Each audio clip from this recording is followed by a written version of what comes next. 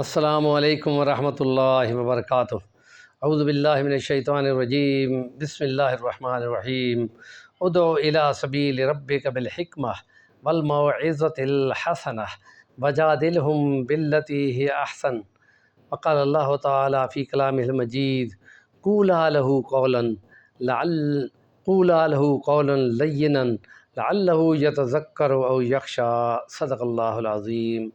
یہ زبان کے بیان و کلام میں اللہ کی دعوت اور اس کی پیغام کو پہنچانے کی ایک ایسی مثال ہے کہ جو دو پیغمبر ہوں اور ان کے مقابلے میں کوئی اور نہ ہو تو دنیا کا سب سے بڑا فرعون جو کہتا تھا انا ربکم الاعلیٰ، یہ ان کا انداز ہے اور ان کی بات ہے کہ دو پیغمبر مسئلہ سے بات کرنا چاہتے ہیں اور وہ اپنی مسند تکبر اور غرور سے نیچے نہیں اترنا چاہتا، تو خدا مصلحت کے تحت ہی اس کو ذلیل و خوار کرتا ہے۔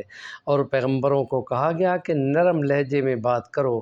نرم لہجے میں بات کرنے سے مراد مداہنت اور حق کو چھپانا ہرگز نہیں ہے، بلکہ حکمت و دانائی کے ساتھ بیان کرنے کو نرم لہجہ کہا گیا ہے۔ کیونکہ جس وقت فرعون یہ کہتا ہے کہ ہمارے پہلے بڑوں کا کیا ہوا، تو وما بال القرون الاولیٰ، تو پیغمبروں کو خدا نے اپنی وحی اور مصلحت سے سمجھایا کہ خدا کے پاس ہے یہ معاملہ، اور خدا نہ بھولتا ہے اور نہ وہ غلطی کرتا ہے، تو جو کچھ بھی ہے وہ خدا کے پاس ہے۔ اور انہوں نے مصلحت کے ساتھ یہی جواب بہتر سمجھا، بجائے اس کے کہ ان کو نوید جہنم ابھی سے سنا دیتے تو انہوں نے بدک جانا تھا۔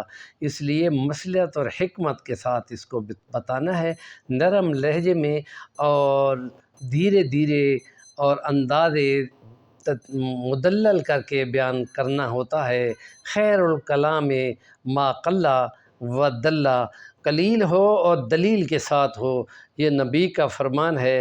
اور کہ جوامع الکلم، حضور کے بیان کو جوامع الکلم کہا گیا، اللہ کی طرف سے ان کو جامع کلمات بخشے گئے تھے، کیونکہ عظمت اور حکمت و دانائی ان کا چوتھا وصف تھا، جو بندوں کے نفوذ کے تزکیے میں ساتھ ملا کر اور کتاب کی تعلیم کو ساتھ ملا کر اور کلام کو سنا سنا کر یہ طریقہ اختیار کرنا تھا۔